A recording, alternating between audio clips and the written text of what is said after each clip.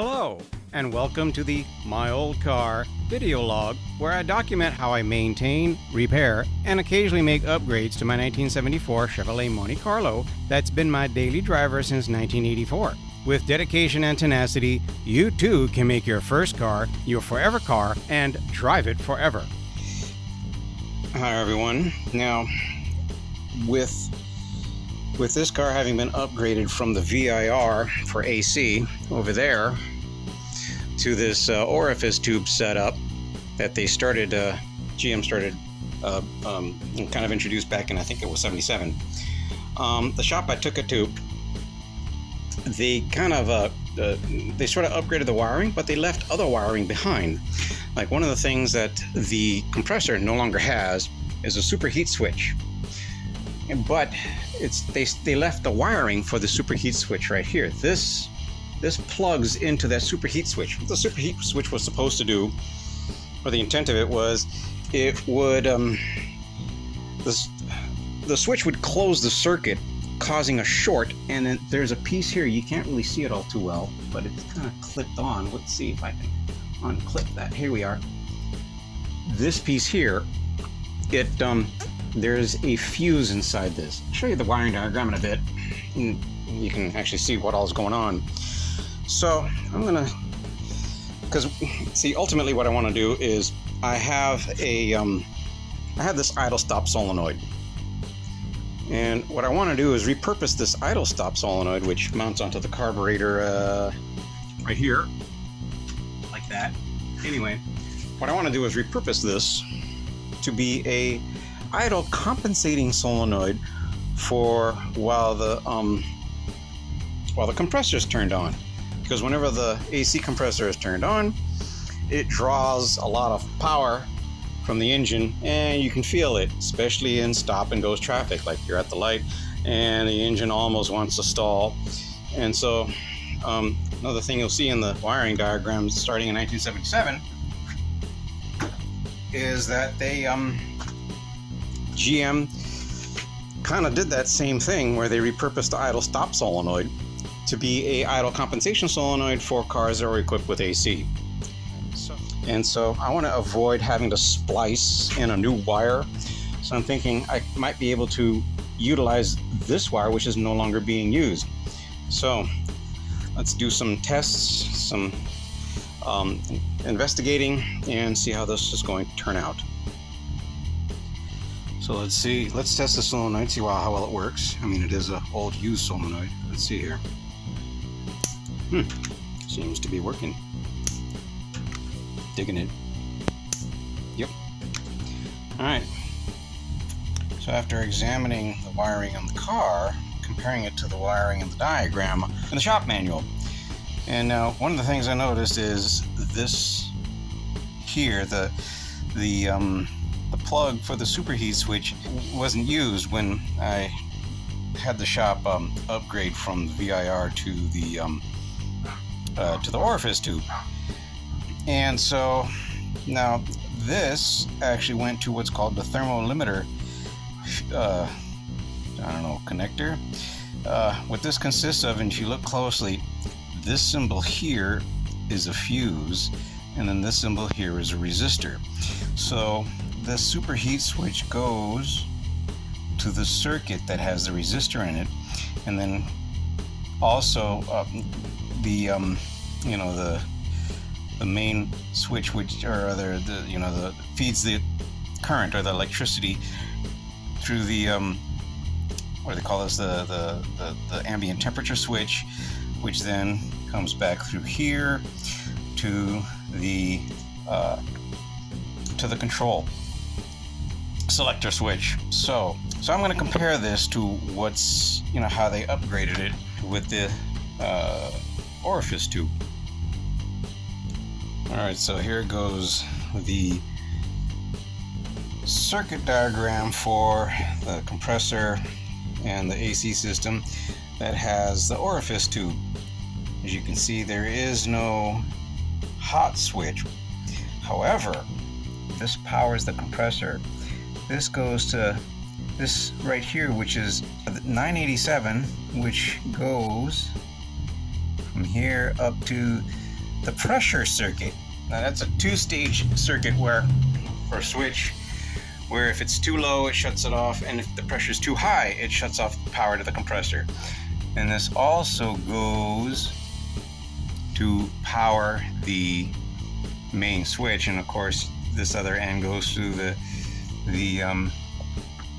Ranco cycling switch, which I think is ambient temperature. In any case, so there are all these other switches that prevent this thing from coming on unless everything's right. However, as you can see right here, there is an idle stop solenoid switch that engages with the, at the same time that the compressor is energized. So, seeing how this is wired up to the power, and the power that energizes the compressor, and this superheat switch also draws power from that compressor main power. I'm thinking I should be able to use the superheat switch circuit, not actually have to splice anything, but I should be able to use a superheat switch circuit, even though it's going to be at a lower voltage because of the resistor, but it should still work. Yeah, there's just one last thing I wanted to showcase. In the 1977 manual, I actually have a section here on idle speed adjustment with the solenoid, and emphasize that this is when the AC compressor is energized. So there we go. That's the upgrade that I'm going to complete. All right, it's time to measure that voltage. Turn on the AC compressor.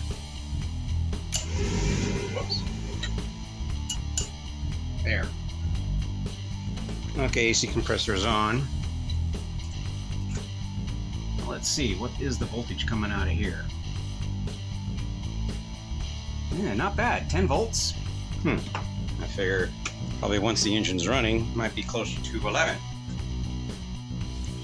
All right, now I've got this thing all set. Let's test it with that lower voltage. You can see the other end of this is right there. Let's see now. How about that? And how strong that is. That's pretty strong. I'm digging it. Looks like it's going to work. Now installing this on the carb is really easy.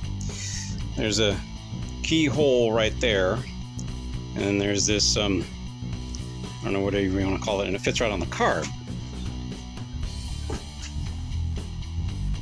That keyhole, the keyed hole I should say, fits right on the front of the carb right there, and then this piece fits right over that. So just set this in here, flip that over.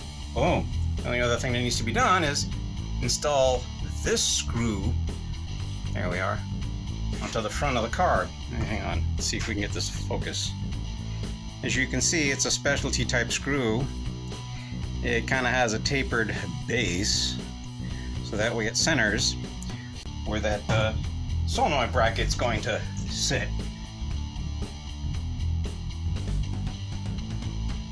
There we go. Bitchin'.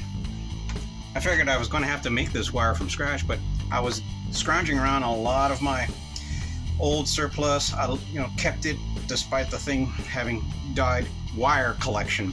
And I happened to find one wire that's about the right color green for what the wiring diagram says. It's supposed to be a dark green. This kind of looks like a dark green. And it already had the right kind of connector on the end of it.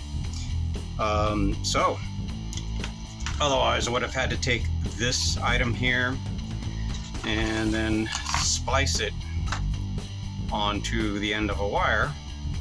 But I saved myself that little bit of trouble. It's not much.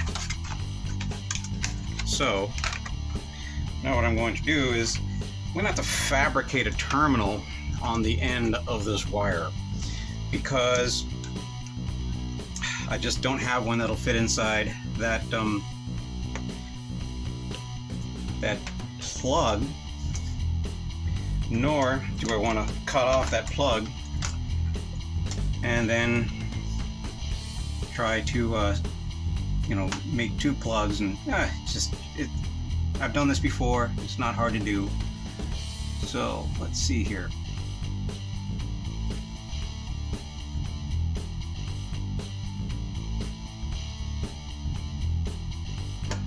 I'm going to shape it so that it's more the right kind of shape that I'm needing. Since solder is lead, this is really easy to do, and it's very malleable. Alright, I got this wire plugged into here. Nice tight fit. And then strung it down this way. The other end's over here. And final step is to there. Now it's plugged in. Let's see here how this is going to work out. So a bit, there we go.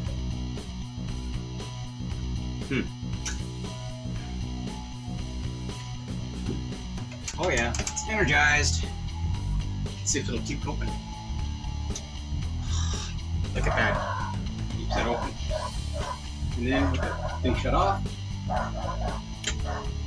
knocks it back down. Right? Yep. All right.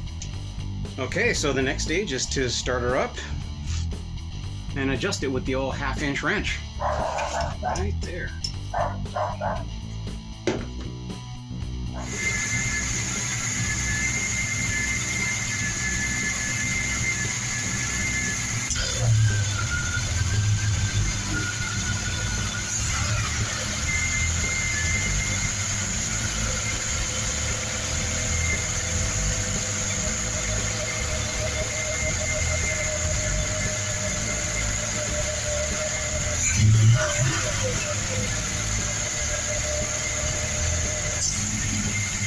The AC is on full blast, and you can see the RPMs. Now what I'm going to do is I'm going to switch the AC off. And there you can see the RPMs barely change. Now unfortunately, if I were to turn the compressor back on, the RPMs are going to drop. But if I kick there you can see, when I kick the accelerator up, then the RPMs come back up. Now let's see what happens when I'm in park. Compressor's on.